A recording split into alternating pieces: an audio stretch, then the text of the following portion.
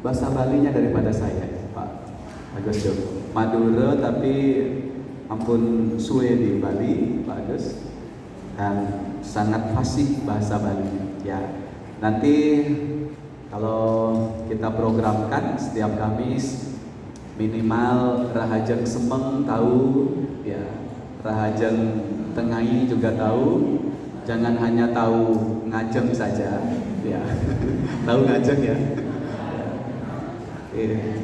Ya, saudara, hari ini firman Tuhan saya memberikan topik yaitu rencana Tuhan bagi kehidupan kita atau rencana Tuhan bagi orang percaya. Kita akan melihat 3 perikop, saudaraku, di dalam Injil Matius pasal 2. Injil Matius pasal yang kedua, ayat yang ke-13 sampai 15, itu perikop penyingkiran Mesir. Nanti di poin 2, perikop pembunuhan anak-anak di Bethlehem, ayat 16 sampai 18. Dan perikop yang ketiga itu ayat 19 sampai 23, itu tentang kembali dari Mesir. Ya, baik. Kita baca dulu Bapak Ibu di ayat 13 ya sampai dengan ayat yang ke-15. Ayat yang ke-15. Penyingkiran ke Mesir 1, 2, 3. Setelah orang-orang Majus itu berangkat, nampaklah malaikat Tuhan kepada Yusuf dalam mimpi dan berkata, "Bangunlah, ambillah anak itu serta ibunya, larilah ke Mesir dan tinggallah di sana sampai aku berfirman kepadamu, karena Herodes akan mencari anak itu untuk membunuh dia."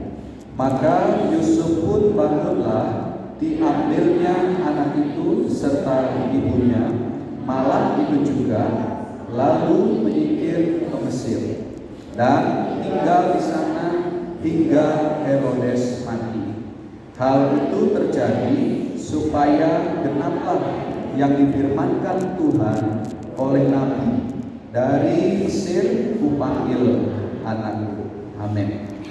Saudaraku, ini adalah kisah di mana Tuhan ya atau malaikat Tuhan menampakkan diri kepada Yusuf ya, di mana diperintahkan untuk bangun dan segera mengungsi ke Mesir. Jadi ini adalah peristiwa setelah kunjungan dari para Majus ya, setelah kunjungan dari para Majus. Sejenak menikmati sukacita yang besar keluarga ini. Ya, ada kunjungan dari para gembala, kemudian juga ada kunjungan dari para Majus yang begitu luar biasa. Para raja dari timur ini memberikan kebahagiaan, sukacita Natal bagi keluarga Yusuf dan Maria. Namun saudara, setelah itu hal yang berbeda terjadi. Sesuatu yang kontras terjadi antara sukacita Natal dengan proses yang harus dijalani setelah sukacita Natal itu, yaitu suatu pergumulan yang sangat berat. Ya, pergumulan yang sangat berat yang dihadapi oleh Yusuf dan Maria ini. Sepertinya saudaraku, tidak sebanding kita melihat antara penghiburan sukacita yang dialami dengan hadirnya para gembala dalam hidup mereka, dengan hadirnya orang Majus ini, dengan pergumulan, penderitaan, perjalanan yang sukar yang harus mereka tempuh, seperti akhirnya menjadi orang asing di Mesir, terlupakan sejenak di sana, terabaikan di sana. Sepertinya lebih banyak waktu-waktu penderitaan itu dibandingkan dengan sukacita yang mereka alami oleh keluarga saudara. Nah, namun demikian kita akan melihat hari ini saudara, rencana Tuhan dalam hidup kita. Yang pertama saudara adalah rencana Tuhan itu yang tentunya yang terbaik dalam kehidupan kita. Perjalanan yang sukar untuk menempuh ke Mesir. Tadi saya coba melihat Google Map. Berapa jauh sebenarnya perjalanan dari Bethlehem ke Mesir itu? Sekitar 690 km. Dan itu dalam perjalanan harus menggunakan transportasi keledai. Nah, jadi kalau diperhitungkan dengan harinya saudara, itu lebih dari 1 bulan perjalanan Yusuf dan Maria ini melewati padang gurun dan seterusnya menuju ke Mesir. Perjalanan yang cukup jauh saudara, perjalanan yang cukup jauh. Tetapi tidak ada pilihan lain, bahwa itulah yang terbaik menurut Tuhan, bahwa mereka ini akan pergi ke Mesir. Kenapa yang terbaik? Yang pertama memang itu adalah nubuatan yang harus digenapi saudara, yaitu ada teks yang menyebut dari Mesir kupanggil anakku. Jadi memang harus jalannya seperti itu. Nah, ada banyak asumsi yang bisa muncul. Kenapa akhirnya kok sepertinya Yusuf ini pasrah saja berangkat? Bukankah dia bisa berdoa, Tuhan Engkau Allah yang besar, bukankah Engkau sanggup melindungi kami ini dari tangan kejam Herodes itu? Toh pun kalau kami tinggal di Bethlehem ini, malaikat Tuhan itu sanggup untuk menjaga kami. Kenapa harus pergi ke Mesir, capek-capek ke sana, mengungsi ke sana? Atau juga kemungkinan yang kedua, saudaraku, bisa saja Yusuf dan Maria ini berdoa supaya jangan sampai Herodes ini bertindak terlalu jauh untuk membunuh bayi Kristus. Yaitu dengan cara apa? Tuhan, Kau sanggup sebelum Herodes menjamah anak ini, tentunya dengan kuasa-Mu Kau bisa menghentikan niat jahat Herodes, entah membunuh atau menghilangkan Herodes dari peredaran. Kuasa Tuhan sanggup untuk hal itu. Tapi saudara perhatikan bahwa tidak selalu cara kerja Tuhan itu sesuai dengan kenyamanan kita. Tidak selalu cara kerja Tuhan itu seperti itu. Bahkan seringkali tidak sesuai dengan apa yang kita inginkan.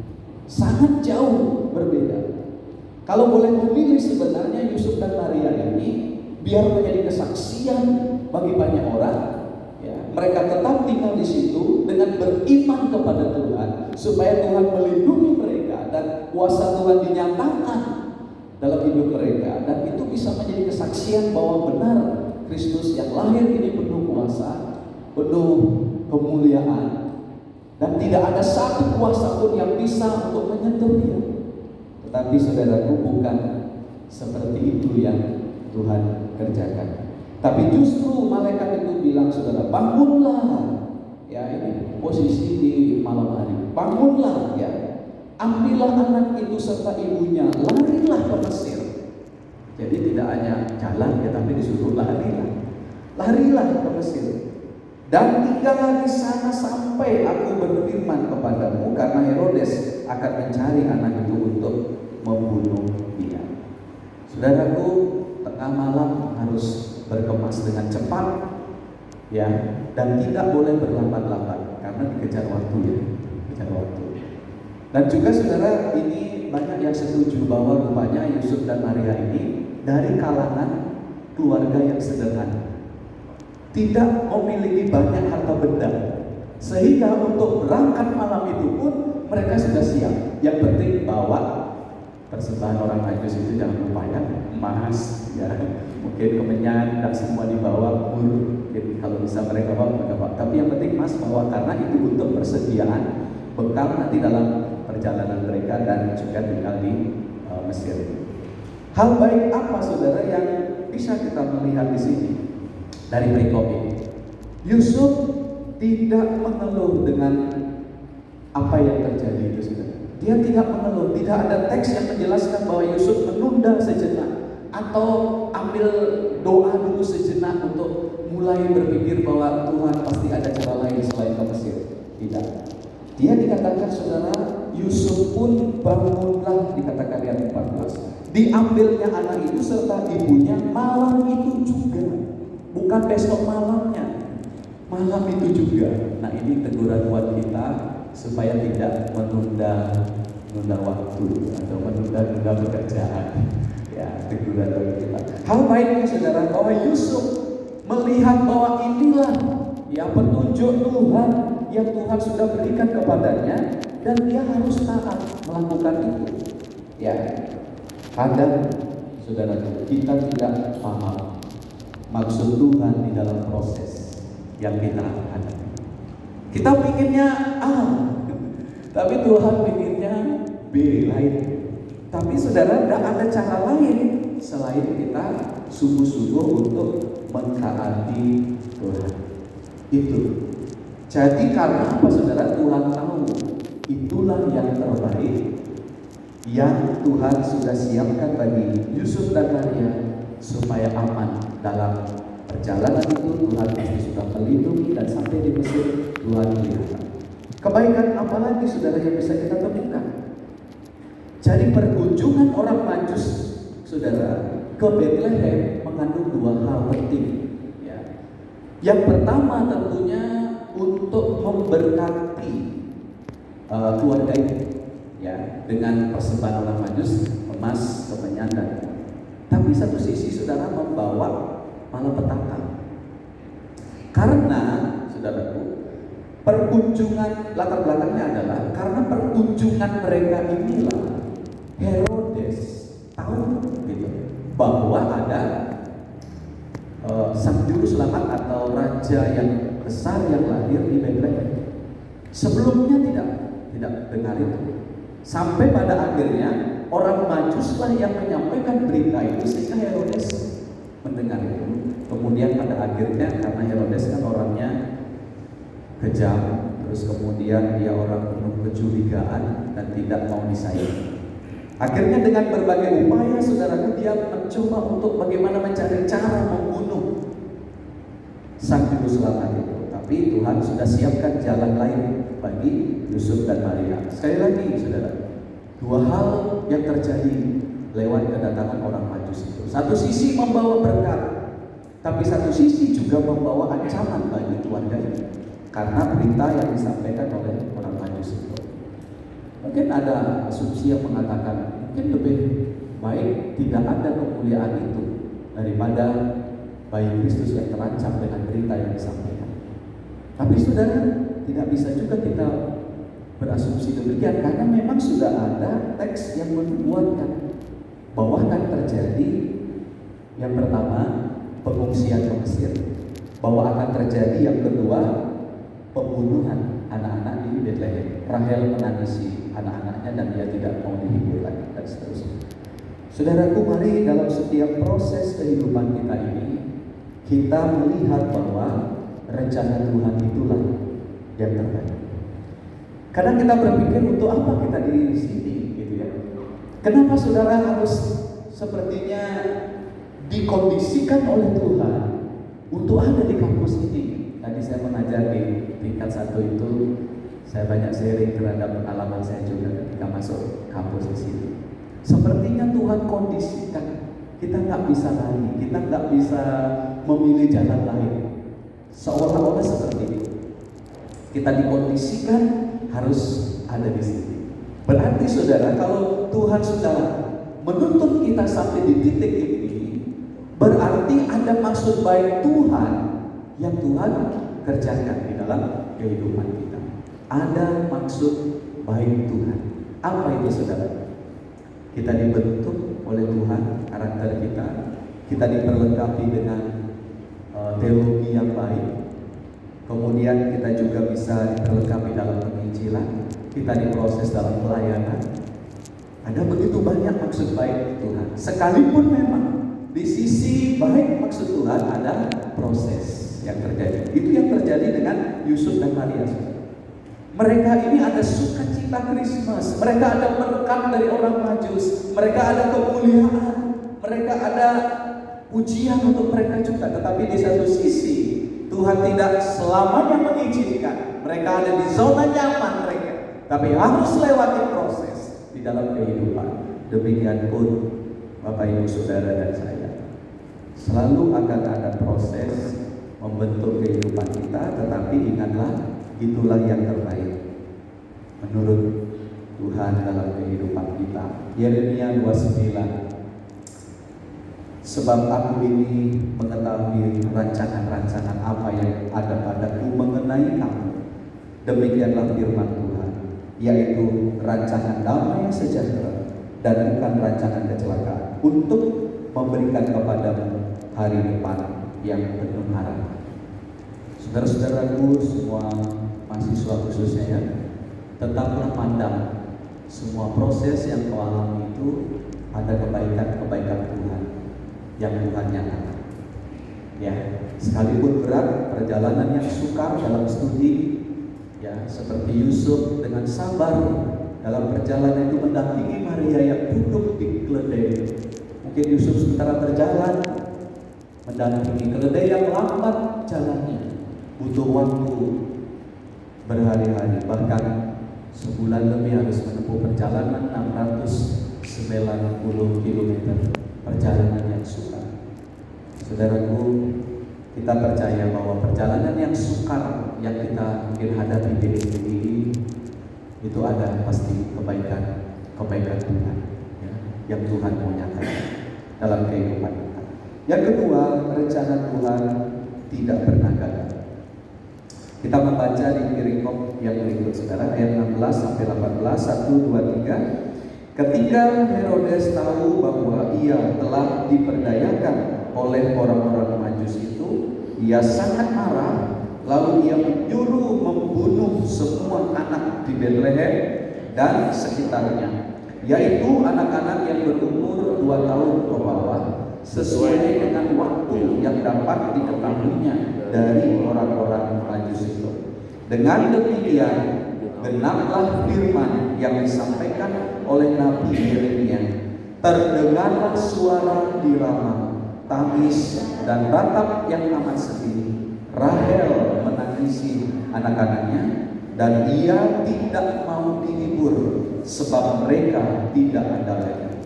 Kita mencoba masuk ke situasi yang terjadi itu saudara. Dan betapa itu mengerikan kalau kita membayangkannya ketika kita masuk di situasi itu. Rahel menangisi anak-anaknya dan dia tidak mau dihibur. Untuk apa dihibur? Gak penting kamu menghibur. Anak saya sudah tidak ada. Akan tetap dalam kesedihan. Untuk apa dihiburkan? Sepertinya mereka menolak memang dihibur. Kekejaman Herodes saudara sungguh mengerikan kalau kita membayangkan masuk dalam situasi itu. Tetapi yang jelas, seberapa kuat usaha Herodes membunuh bayi Kristus saudara, tidak bisa. Dengan berbagai cara, dengan berbagai upaya, ya, dia berupaya untuk mengenyahkan raja yang baru lahir itu. Tetapi saudara, Tuhan lebih kuat dari Herodes. Tuhan lebih besar dari Herodes. Bahkan sebelum Herodes merancangkan sesuatu, Tuhan lebih dulu sudah tahu hal itu. Ya, Tuhan lebih besar. Tuhan tidak pernah gagal untuk memelihara janji keselamatan yang Tuhan berikan. Kalau kita melihat di sini, saudara, sepertinya ada pertukaran ya. Untuk Kristus selamat, ada bayi-bayi yang dikorbankan. Seperti ada pertukaran. Untuk Kristus selamat, ada bayi-bayi yang dikorbankan. Ya. Untuk seluruh umat manusia selamat, dunia selamat, ada satu pribadi Kristus ini yang dikorbankan. Ada pertukaran sepertinya di sini. Saudara, ya benar. Ada pengorbanan dari Rahel dan anak-anak. Pengorbanan yang besar untuk keselamatan bayi Kristus itu. Tetapi juga jauh dibandingkan itu, ada karya keselamatan yang lebih besar yang Tuhan kerjakan. Tidak hanya untuk sekelompok Rahel dan Betlehem sekitarnya, tapi bagi dunia. Kesedihan yang Bapak Ibu mungkin kita alami saudara dalam lingkup kita, Tuhan bisa mendatangkan sukacita melebihi dari segala-galanya. Mungkin kadang ada pertukaran juga. Saudara menderita, saudara diproses, saudara dalam tekanan, saudara dibentuk Tuhan di sini. Tapi ingatlah bahwa jauh besar dari proses itu, Tuhan juga sudah menyiapkan pengaruh kehidupan, pelayanan saudara, berkat yang Tuhan siapkan melebihi dari setiap pergumulan dan penderitaan yang kita alami. Karena apa? Karena rencana Tuhan tidak mungkin digagal. Tidak bisa digagalkan oleh niat jahat manusia, saudara. Terpaan badai dan semua yang saudara alami, situasi sulit, krisis, penderitaan, kelemahan-kelemahan, saudara. Apa yang menjadi pergumulan kita itu, jangan pernah menyerah, karena Tuhan pun tidak menyerah dengan proses yang kita alami. Kita harus ingat, saudara, walaupun mungkin banyak keterbatasan, banyak kelemahan kita juga, gagal mungkin bisa secara manusia kita gagal, saudara. Gagal menempuh nilai A, gitu ya. Gagal dalam pelayanan kita, mungkin sudah berupaya. Beda kalau memang tidak berupaya, itu dosa, saudara. Saudara sudah berupaya, saudara sudah berusaha, toh pun hasilnya tidak begitu maksimal. Seperti kadang kita berkata, ya gagal dan seterusnya. Tetapi saudara ingat ini ya, jangan menyerah. Tuhan pun tidak menyerah, karena rencananya bagi saudara dan saya itu tidak pernah gagal. Tidak pernah gagal. Saya memberikan satu contoh dari kesaksian saya. Saya masih ingat Bapak Ibu dulu waktu awal kuliah itu belum ada sponsor, ya, belum ada sponsor. Sampai pada akhirnya hutang saya itu begitu banyak. Waktu itu menjadi PK2 bidang keuangan adalah Bapak Nyoman Andreas ya. Dan saya sering dipanggil dari bidang keuangan, dipanggil bukan diberikan tugas karena karunia saya banyak, bukannya, tapi dipanggil karena utangnya banyak. Sering dipanggil. Dan saya sudah hampir berkata, apakah salah saya di sini nih kuliah ini? Sampai berapa juta dan bisa saya bayar. Dan kemudian saudaraku, suatu saat kami ada doa perwalian, doa wali, dan saya ingat persis Pak Agus Joko menjadi dosen wali saya. Dan kami diajak doa di satu gedung, itu sudah tidak ada tempat itu sekarang, itu sudah dibongkar ya, satu ruangan kuliah. Dan di situ kita berdoa bersama, berdoa bersama. Dan Pak Agus Joko tanya kami, apa masalah kalian mahasiswa, saya sharingkan, tolong doakan untuk biaya kuliah. Kemudian saudara kami berdoa, dan saya ingat sekali waktu itu saya berlutut. Berlutut itu ada dua hal, saudara. Yang pertama saking beratnya beban, yang kedua memang saking mau berserah sama Tuhan. Kemudian berdoa, saudara. Selesai itu, amin gitu, sudah selesai doa wali itu, saya dipanggil lagi sama Pak Nyoman. Saya bilang, ada apa lagi sih gitu kan? Pak Nyoman dipanggil lagi. Ternyata waktu saya dipanggil, saudara, wajah Pak Nyoman itu agak sedikit berbeda dari kemarin-kemarinnya itu, agak sedikit agak cerah gitu. Wah, saya pikir ada sesuatu kan gitu. Kemudian Pak Nyoman ceritakan, Gusti tadi ada tamu datang, orang bule datang. Terus dia itu mau bantu kampus kita. Terus dia tanya, apa yang bisa kami bantu? Terus saya jelaskan bahwa ada, silakan kalau bisa membantu mensponsori mahasiswa. Terus kemudian orang itu bilang, oh ya saya mau bantu untuk mahasiswa yang paling membutuhkan. Paling membutuhkan. Kemudian Pak Nyoman itu ngecek, saudara. Ditanya bagian ininya juga, stafnya, dicek ternyata yang paling membutuhkan, yang paling banyak utang maksudnya, ya itu nama saya. Nama saya. Dan kemudian puji Tuhan waktu itu orang bule itu katanya, oke, saya bantu mahasiswa ini, pokoknya dibayar lunas, saudara. Utang saya yang menumpuk itu lunas. Dan kemudian saya bilang sama Pak Nyoman, makasih Pak, makasih. Saya tidak lupa bersyukur sama Tuhan, karena rencana Tuhan memanggil hidup kita, saudaraku, tidak pernah gagal. Kalau saudara ditempatkan di sini, jangan khawatir ya, jangan takut. Tuhan tidak pernah gagal. Ayub bilang begini ya, aku tahu bahwa engkau sanggup melakukan segala sesuatu dan tidak ada rencanamu yang gagal. Tidak ada. Manusia mungkin berkehendak menggagalkan. Herodes, saudara, berusaha menggagalkan rancangan karya besar Tuhan. Tapi sekuat apapun Herodes, lebih kuat Tuhan, lebih kuat Allah yang menyertai Yusuf dan Maria. Walaupun dalam perjalanan yang berat, walaupun di dalam ketakutan mereka mungkin berangkat ke Mesir, yang jelas satu hal yang mereka terima, rancangan indah Tuhan itu tidak pernah bisa digagalkan oleh apapun. Saudaraku, mari kita memandangi dia. Semua proses, semua studi saudara, semua hal yang kita lakukan mungkin juga banyak kelemahan-kelemahan. Tapi hal yang perlu kita ingat saudara, Tuhan tidak pernah gagal memakai saudara dan saya bagi kemuliaan-Nya. Karena itu jangan menyerah di tengah jalan. Jangan berhenti di tengah jalan. Lanjutkan perjuangan, lanjutkan sampai nanti saudara wisuda, saudara menerima semua yang perlu untuk kita diberkati di dalam pelayanan kita. Ya, jangan berhenti di jalan, di tengah jalan, tetapi terus melangkah karena Tuhan tidak pernah gagal. Yang terakhir saudara, rencana Tuhan itu indah pada waktunya, indah pada waktunya. Kita melihat perikop yang terakhir ya, kembali dari Mesir. Saya membacakan untuk saudara ayat 19 sampai nanti ayat 23.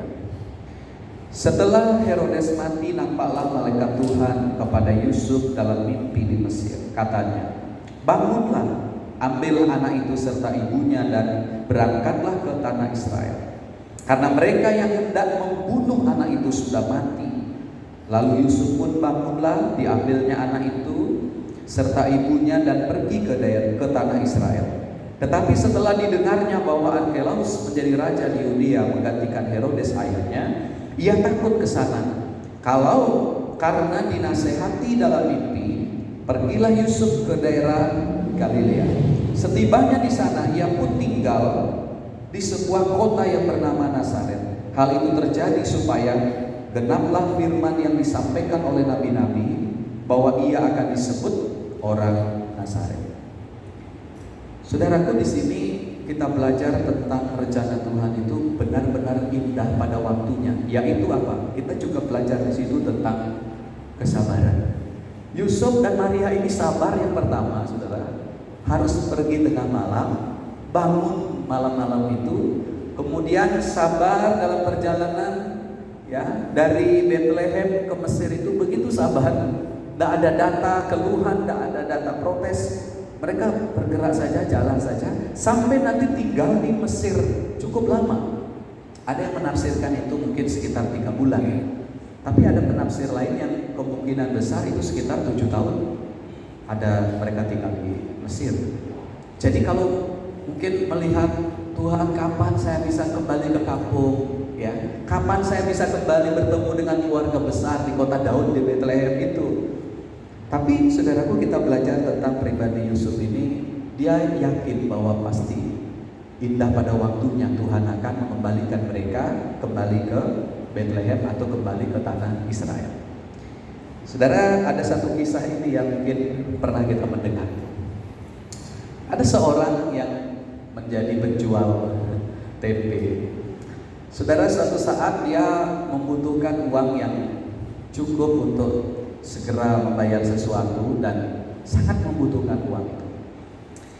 Nah, akhirnya dia menjual tempe, tetapi tempenya ini saudaraku belum waktunya sebenarnya dijual karena masih setengah matang, belum begitu matang total ya. Jadi, tapi dia terpaksa harus jual karena sudah mendesak, dia sangat membutuhkan uang itu.